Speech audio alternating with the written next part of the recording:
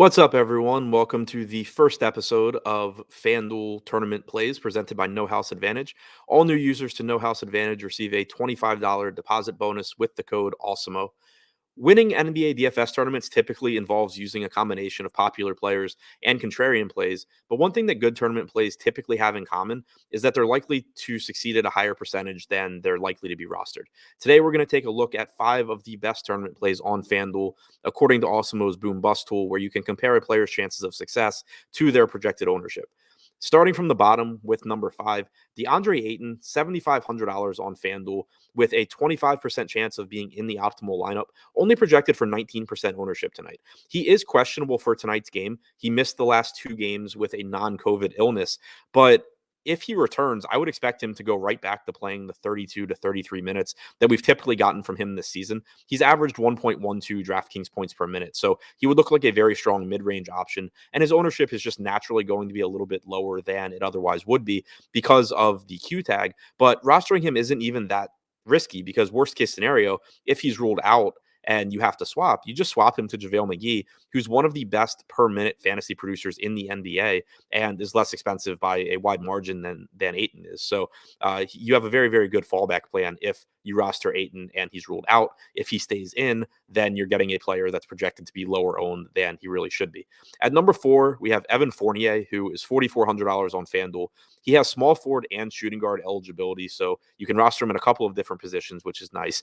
He's not a particularly exciting option. He's not a particularly good fantasy producer. He's only averaged 0.73 FanDuel points per minute this season, but he's projected for 14% ownership on tonight's 3-game slate, has a 21% chance of being in the optimal lineup. There's a few ways for Fournier to do well and to get there from a fantasy standpoint because the Knicks are missing several players tonight. There's no RJ Barrett. There's no Quentin Grimes. There's no Obi Toppin. We got about 26 and a half minutes from Fournier last game where the same guys were out except for Grimes was in and Burks was inactive.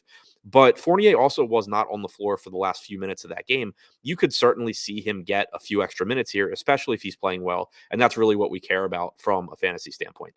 At number 3, Alec Burks returning to the lineup, $5,600 on DraftKings, or on FanDuel rather, also has small forward and shooting guard eligibility. He's projected to be extremely popular with 42% ownership, but we also have him with a 53% chance of being in the optimal lineup. So it's a situation where he is chalk for sure, but it's an example of good chalk. He's averaged 0.9 FanDuel points per minute this year. He's likely to give you 36 plus minutes tonight, as there are plenty of minutes to go around with the Knicks being shorthanded.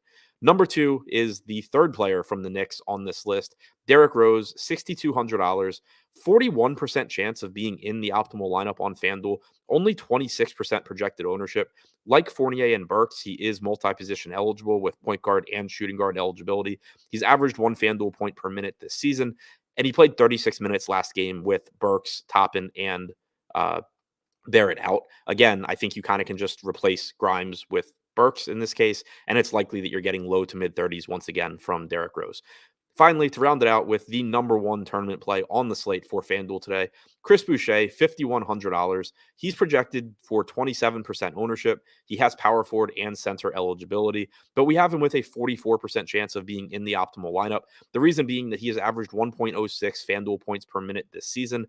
He is starting or likely to start once again for Precious Achiuwa. The Raptors are without Achiuwa. They're without Birch. They're without OG Anunoby. They're also without Delano Banton. So even a little bit more shorthanded than we've seen them recently.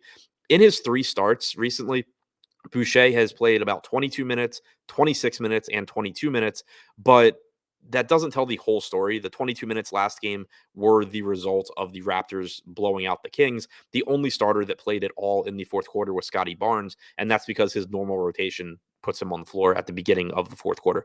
If this game is competitive, it's likely you get 26 to 27 minutes from Boucher, who looks fantastic with power forward and center eligibility. So to recap, DeAndre Ayton, number 5 at $7,500. If he is inactive, easy swap to JaVale McGee. Number 4, Evan Fournier at $4,400.